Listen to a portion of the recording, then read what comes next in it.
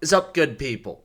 Jungling here, hope you're doing well. Ripple former director Sean McBride is making the following predictions. Number one, he sees an XRP ETF sometime in 2024 or 2025, and he believes that Ripple will IPO outside of the United States sometime next year. Here's what I would say about both predictions. First of all, Ethereum has to be the first across the finish line here. There's the most demand there, but I think once we get an altcoin across that ETF finish line, you're going to see a host of new products, one of being bundled altcoin ETFs, where you can invest in a swath of altcoins all in one ETF wrapper. And I think that will be where it's most appropriate for XRP to start. The day will come when there is a standalone XRP ETF that's going to happen. It's just really a question of how long will this take, and we should get a good indicator there of how long the struggle is with an Ethereum ETF. Has the SEC just conceded this whole thing with tokens, or is there a big battle ahead of us? You see BlackRock taking a shot at it. Maybe that's an indicator of where the SEC stands after this massive Ripple loss. I don't know. We will get there. Time is on our side, and we will see an XRP ETF. I don't know exactly when, but it will happen. Do I think Ripple's going to IPO outside the U.S.? No. If they were going to, why haven't they already? What are they waiting on? Furthermore, it's just a numbers game, right? Like, the U.S. capital market is so much larger, they would dwarf their opportunity for growth if they make that move, and they don't need to. They don't have any issues raising capital here. They could list their stock on any public stock exchange. They would do just fine. The day will come when it's ready for their business to make that move, and they will do it in the United States. Their real problem that they're struggling over is crypto stuff, doing crypto transactions, using XRP to send payments, things like that within the United States. That's what they're fighting about. It's not going to be a problem at all to get their stock listed. It will happen here. If they were going to go overseas, they would have already done it last bull run. At this point, I think Ripple's just waiting to get their business ready for that big event. They're going to grow out some of their various other businesses, whether it be their liquidity hub business, tokenizing assets, CBDCs, and of course continue to grow their on-demand liquidity payment service, or Ripple Pay, whatever we want to call it now. They just went through this massive battle with the SEC, very costly, but they won, and now it's about doing the cleanup, getting ready for that eventual IPO. It'll happen, and it will happen here in the US. Now, after we saw Circle pull support of their stablecoin from Tron, Tether won't confirm or deny what they're going to do with USDT. Tether did not make a specific comment on whether it plans to drop support for Tron after rival Circle dumped the network over safety concerns. And really, I don't think it's so much safety concerns, it's government's coming after you concerns, right? There's a lot of heat on Tron right now. It's a political thing. Circle don't want to deal with it. They're pulling support. Will we see Tron do the same? Tron had the following to say: Tether retains the ability to freeze transactions on each directly supported transaction layer to accomplish its compliant duties. And that's what I've been saying about the clawback feature that's being introduced to the XRP ledger. I gotta believe that is clearing the way for stable coins to be issued on the XRP ledger. Tron has really been a force in that arena. People holding on to stable coins, transacting in stable coins fast and cheap. It's been a huge area of growth for Tron. And I think XRP will be just that much more capable and really trustworthy for that use case. I hope we get a big one. Circle, Tether, or hopefully both. And continuing on, nevertheless, Tether actively monitors the safety of each one of its supported transaction layers to ensure the highest standards to our community. Hopefully they don't. I'm no Tron fan. I don't have any Tron. But if people are using it for a useful purpose, hopefully they have the ability to do so. But this is kind of what happens when you deal with stable coins.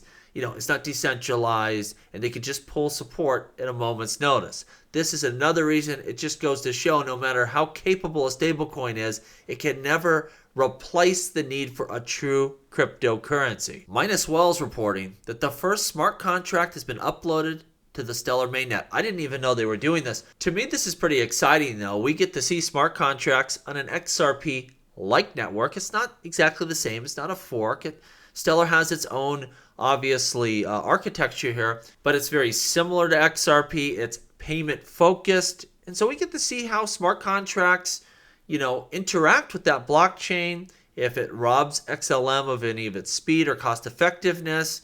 And I think it just gives us a little more data when trying to decide if this is in the future for XRP, whether it be full, EVM type smart contracts or hooks type of ordeal. I think the jury's still out here, and I think we should take our time to do this right. David believes, the sidechain route is the best way. Retain XRP's speed and cost effectiveness, but build up a full, XRP family of blockchains, a full ecosystem where builders have that capability when they need it. Who's ultimately right? Only time will tell, but there's nothing wrong with taking your time, getting it done right on your first move. Now, AI-linked crypto tokens see a surge after NVIDIA sees a tipping point. The world was on edge. Is NVIDIA going to miss their earnings? Of course, they knocked it out of the park. And I don't know how there was ever any question here because to my understanding, NVIDIA doesn't even have the capacity to meet demand. Like they have so much more demand than they could possibly meet. How can they not crush earnings? But, the market was a little worried. The stock had dipped down. And of course, not only was their quarter good, but also their guidance was very exciting. So we saw NVIDIA jump up. And after that news, here comes AI coins. And I'm sure tomorrow we'll see a lot within the AI space, within stock, do well at the same time. I don't know a whole lot about the AI side of crypto. I have a couple holdings in that sector. If you want to know more about it, though, Nick Black does daily live streams. He's one of the smartest in this space, period, within cryptocurrencies, and he's an expert about AI and blockchain. Check out his daily streams. Nick Black, just one of the best minds out there, and you will learn everything you need to know about AI cryptos and which tokens have the most potential here. The Winklevoss twins donate nearly $5 million to Crypto Super PAC. A couple things here. I don't know why. I just don't like the Winklevoss twins. I don't like Gemini. I've never used that exchange. I'm not really a fan of them. But you're going to see a lot of money flowing out of crypto trying to influence politics. And in my mind, $5 million, that ain't enough. They need to be contributing even more. It's time to put the pedal to the metal. And with that in mind, make sure you go over to X and you follow John Deaton's Senate account. We want that account to grow in a big way. Right now, last I checked, it was about 10,000 followers. That's not near enough. We need to get as much, movement behind him. Show the world this guy's got a following. He's to be taken serious. He's got 300,000 just on his personal Twitter account. Let's blow up that Senate account. Let everyone know this is a serious contender. If you have the funding, he is taking donations as well. Very important. He wants to run a proper campaign here, show that he is serious. And I think if he does that, if he gets this grassroots movement from really people all over the place, I think the big money will take him even more serious and really come steam piling with a bunch of money in here. We want to get behind him early and often. Make sure you support John here. And Attorney Bill saying the following: John Deaton has 318,000 followers, and he got half as many likes to his response as Elizabeth Warren did with 5.8 million followers on her initial post.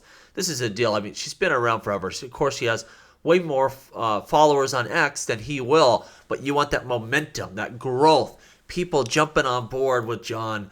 He doesn't need 5.8 million followers, but we want to see a big surge in following, new followers every day, growth in that account, and I think that's going to scare the daylights out of Elizabeth Warren and any other anti-crypto politician out there. Show them that, you know what, if you're not going to be reasonable, if you're not going to really advocate for sensible policies, we're not asking for lawlessness here.